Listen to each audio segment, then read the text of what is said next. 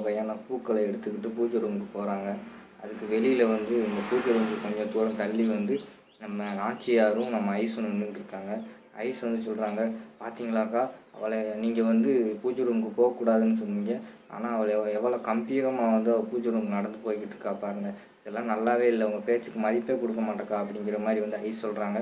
உடனே நாச்சியார், என்ன பண்ணுறது, எங்கள் அப்பா வந்து பிடிவாதக்காரு, ஒரு தடவை சொன்னால் அதை திருப்பி அவரே வந்து மாற்றிக்க மாட்டார், அதனால தான் அவருக்காக இந்த ஒரு டைம் மட்டும் அவளை உள்ளே விடுவோம் அப்படின்னு வந்து நாச்சியார் சொல்கிறாங்க. உடனே ஐஸ் வந்து, இப்படியே உள்ளே விட்டிங்கன்னா அதுக்கடுத்து இப்போ சமையல் அறைக்கு வந்துடுவா அப்படி இப்படிங்கிற மாதிரி சொல்கிறாங்க. அதெல்லாம் நான் விட மாட்டேன், இந்த ஒரு டைம் தான் அவளை வந்து பூஜை ரூமுக்கு விடுவேன், அதுக்கடுத்து வந்து அவளை வந்து அந்த பக்கமே திரும்பி பார்க்காத மாதிரி பண்ணிடுவோம் அப்படிங்கிற மாதிரி நாச்சியார் சொல்கிறாங்க. தீபா வந்து நடந்து அப்படியே மெதுவாக போய் அந்த பூஜை அறைக்கு வெளியில் வந்து பூ வச்சிடுறாங்க. 11 வகையான பூ 2 பிளேட்டில் வச்சுருக்காங்க. அதை அப்படியே வச்சிடுறாங்க. வச்சுட்டு யோசிச்சுக்கிட்டே பார்க்காங்க. ரூமுக்குள்ளே வந்து போகலை. ஏன்னா வந்து ஆச்சியார் வந்து அவங்கள வந்து போகக்கூடாது அப்படிங்கிற மாதிரி சொல்லியிருக்காங்களா, அந்த ஃப்ளாஷ்பேக்கை யோசிச்சு பார்த்தாங்க. அதுக்கடுத்து இங்கிட்டு வந்து நம்ம கார்த்தியோட தாத்தா வந்து 11 வகையான பூக்களை வச்சு நீ வந்து பூஜை பண்ணணும் பூஜை ரூமில் அப்படின்னு சொன்னதும் யோசிச்சு பார்க்காங்க.